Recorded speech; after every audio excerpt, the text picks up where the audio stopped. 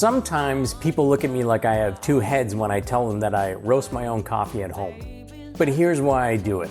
Yes, there is the financial reason. It can be up to $1,000 cheaper per year to roast your own beans compared to what you're currently doing. It smells incredible to roast coffee in your home and have that smell of freshly roasted coffee beans emanating throughout the house, so that's pretty cool. It tastes absolutely incredible, and it may be way more environmentally friendly than what you're currently doing. So there's a lot of reasons why you might want to consider roasting coffee at home, but probably the biggest one is if you love coffee, then it can be a bit of a hobby that you really enjoy. And now some of you are saying, well, I love coffee. Well, let me just ask you this. Do you put milk or sugar in your coffee? Because if you do, you don't actually love coffee. You probably just love caffeine. In any case, today, let's take a look at what is involved in roasting coffee beans at home to see if it's something that you'd be interested in. It's probably a lot easier than a lot of people are realizing. Now, the first thing to consider is that when you buy unroasted coffee beans or green beans, those beans can sit in storage for like a year and there's not going to be any change in their quality, which means that you can buy in bulk. And when you buy in bulk, you can get a cheaper cost per pound. The last order of beans that I made was for 50 pounds of them. Here's what that looks like. So here's the box. Not that big, so I don't know what you're thinking about when you thought 50 pounds of coffee. It's not really that big, but it is pretty heavy. This thing's got to weigh about, well, 50 pounds, but let's take a closer look. So these are green coffee beans. That's what they look like. Now, if you want to find green beans, they're relatively easy to find online. I order mine online, but depending on the city that you live in, it might be pretty easy to find a local roaster or coffee bean supplier that sells green beans. Now, this 50-pound box of green beans costs $539.55. And of course, there's a big variation depending on which type of bean that you order, but this particular bean, $539.55, and that included shipping and taxes. So I had it delivered to my home. I didn't go and pick that up. The type of coffee that I make is an Americano, which is just espresso and hot water. That's it. No milk, no sugar. Now, to get a little bit technical, when you have an unroasted bean and you roast it, moisture loss is about 15%. So 50 pounds of unroasted coffee beans will actually turn into about 42.5 pounds of roasted coffee beans. You don't have to worry about this stuff. I'll explain why I mentioned that later on in the video. For our comparison, what we want to do is we want to compare pound to pound. And if you take a look at the ever-growingly popular single-serve capsule machines like Keurigs and like the K-Cups and the Nespresso machines, the New York Times did an article on this, and they estimated the cost per pound to be about $50 to $51 per pound of coffee that you actually get from those capsules. So the capsules are relatively small, I guess, and some of them only hold 5 grams, 10 grams, or whatever. So when they crunched the numbers, they found that that number was between $50 to $51 per pound for some of these capsule type systems. Now that compares to the $12.70 per pound that I bought of these unroasted beans, again, including tax and shipping to my door. I will point out that it's possible to find beans that are way cheaper than the bean that I buy. I would say pretty confidently, because I've owned those single serve machines in the past many years ago, and I tried a number of different capsules over the years. A green bean that costs $6 per pound, you could replicate the quality of taste for pretty much any other coffee out there that is pre-roasted and has been sitting on shelves or in packages or warehouses for months and in some cases years. And of course, tastes are subjective, so take that with a grain of salt. The other thing to consider is that there's a huge variance in cost, not only for green beans, but also for pre-roasted beans that you buy off the shelf, as well as the different types of pod or capsule systems out there. So there are a huge range of costs. So you have to make sure that you're working with numbers that are specific to your situation. But I have a solution for that, which I'm going to tell you about in just a second. But if I wanted to make a dramatic comparison, looking at the cheapest green bean that you could buy and roast on your own and compare it to a more expensive single pod or capsule type system out there on a pound for pound basis, you might be looking at basically a discount of around 90 to 92% in an extreme scenario. So there's a huge cost savings potential there. But in order to roast your own beans, you would also need some equipment in order to do that. So let's factor in the cost of the equipment. Now, costs can range a lot here. There's actually a huge number of coffee roasting machines on the market. The first machine that I had was called a Fresh Roast SR500, and it was relatively compact and small. It was, so it didn't take up a lot of kitchen space, which was an important consideration at the time. Size-wise, it was kind of like this. May the force be with you.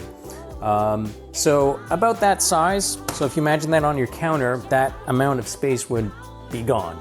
I think it's $179 US on Amazon right now. I'll put an affiliate link down below if you want to check that out.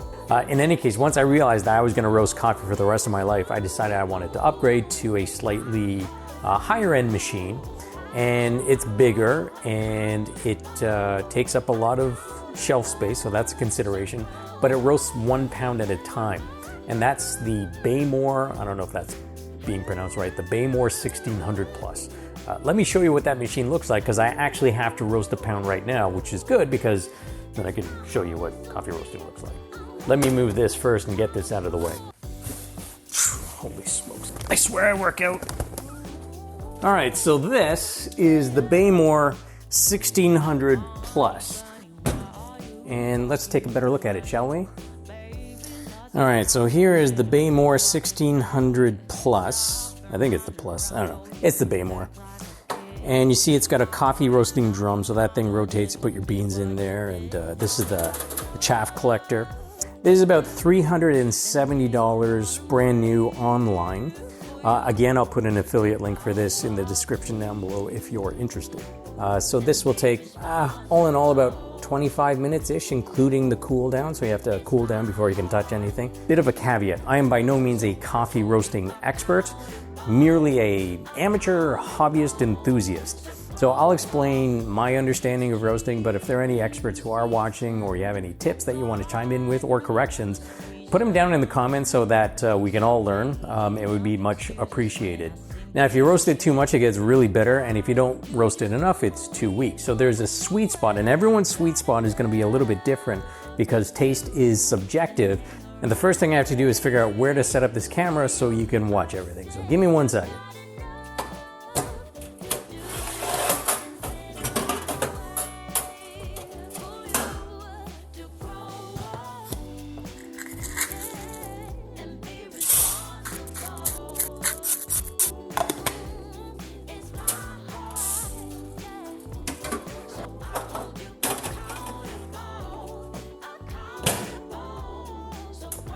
So I'm going to move this so it's directly under the vent so that the fire alarm does not go off. Okay, so the coffee is roasting as we speak. When coffee beans are roasting, they pop like popcorn kernels in an air popper, but they pop twice.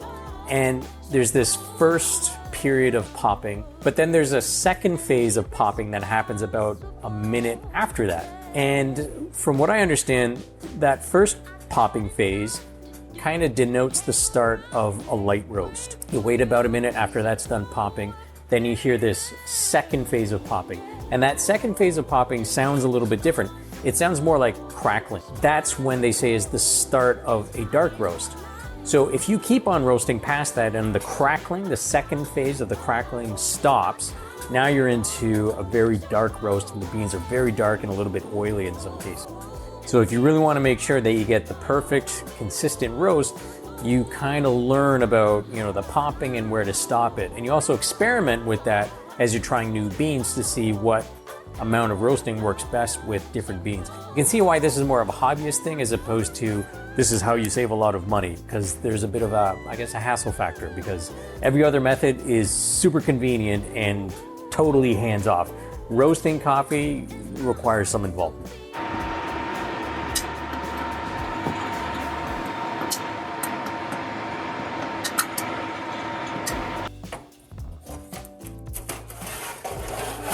So this here, that is the chaff that comes off the coffee beans. Okay, so the beans are roasted. Why don't I make a cup of coffee, and when that's done, then we'll talk dollars and cents.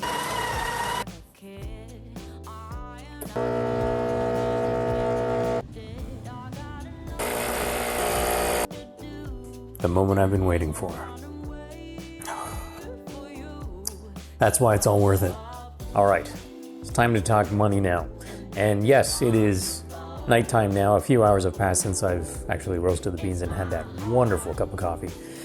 Now, to cut to the chase, I actually put together a spreadsheet that will allow you to figure out the break-even point for roasting your own beans, and after factoring the cost of the equipment that you have to buy, tell you whether or not it makes sense or not. So let's walk through that spreadsheet together, and again, the link is in the description down below. Okay, so here's our spreadsheet. It's fairly straightforward. On the left-hand side, we have the inputs. You can only enter in information in the cells that have borders, and everything else is the output. On the right-hand side, we've got this graph that visually tells us where the break-even point is. And at the bottom, we have these two statements. The first one tells us our annual savings based on coffee costs alone, and in this case, it would be just under $480 per year. And the second statement tells us that after factoring in buying new equipment, roasting our beans would be cheaper after 25 weeks in this case. So let's take a look at these inputs. The first one, very simple. This is just your coffee consumption in pounds per week. So you just enter in that number there. The second one that you want to enter in is the cost of what you are buying right now. So if you're buying roasted beans from a local roaster or a grocery store or whatever, and you buy 1 pound bags, pretty easy to figure this out. Everything else is going to require a little bit of math. If you're buying a pod or a capsule style system, we know that the New York Times said, listen, it could be as much as $51 per pound. Now you can factor in the cost of your actual pods if you take a look at the number of grams that are contained in a package of pods that you buy, and then quickly figure out, well, what does that work out to for a pound? And a pound is 454 grams, because I think a lot of those boxes are stated in grams in the total package. The next cell that you want to put in is your cost of green beans. And this is my actual cost, $10.79 per pound. So $539.55 for a 50-pound box works out to $10.79. Now you'll notice that in the video earlier on, I said that my cost was $12.70, but that was after factoring in the moisture loss. But you don't have to do that. You just enter in your actual out-of-pocket cost, and the spreadsheet will calculate that for you because there is a moisture loss factor built in. So you don't have to worry about that. Just put in your actual out-of-pocket costs and you're fine. The next set of inputs are your capital outlays, if you will. So if you want to roast your own beans, yes, you could start right now with the stuff that you have in your kitchen, but most people are going to probably buy some kind of roasting machine. So for example, in this case, $179 represents the cost of a fresh roast SR500, so you enter that in there. And the cost of a coffee bean grinder is necessary if you need to grind beans. If that's not something you've ever had to do before, you're gonna need to buy something to do that. Now you can get some pretty decent quality grinders for as little as 25 bucks online. But maybe you want to spend, I don't know, a little bit more and get a slightly higher end one. You can go crazy here. There are grinders out there that are like 500 bucks, but you don't need to go that crazy, especially when you're starting. Wait to see if it's a hobby that really takes on a life of its own yet before you spend a lot of money. Now, the other thing is, if you're switching from a capsule type system, or if your coffee machine that you have right now won't work with your new setup, you'll need to buy a new coffee machine. So, for example, the cost of my coffee machine, I think it was about 600 bucks when I bought it, but it includes a grinder, so I had to zero that out. And so my total capital outlay, if I wanted that machine and my first roaster that I bought, would have been $779 to start. In reality, I already owned this machine for a few years prior, and I was buying roasted beans from a roaster's because, again, it was a passion, a hobby, so I already bought that machine. But if you need to buy one, you have to put that in there if you weren't already going to buy it otherwise. And the only reason you're buying it is because you want to start roasting your own beans. So you have to be honest with exactly how much you're spending and why you're spending that money. So based on this example, you can see it's still a $2,000 annual savings, and your break even would be within 6 months, only 21 weeks. But maybe we want to look at a cheaper cost per pound. There are a lot of pod and capsule type systems where, again, you do the math and you might find, well, you're buying from Walmart and it works out to only $30 per pound when you do the math.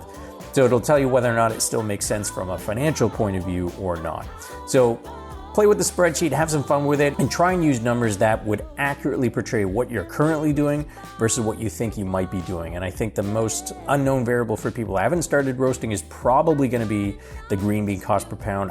It may be tempting to enter in a number here of $5 or $6 per green bean pound to really make the math in your favor, but what I would suggest is most people who are roasting their own coffee, they're not doing it just to save money. So probably to start with, look at maybe $10 to $12 per pound as how much you would spend on a green bean. Don't try to stack the numbers in your favor too much because again, it's less about the money really than it is about the passion.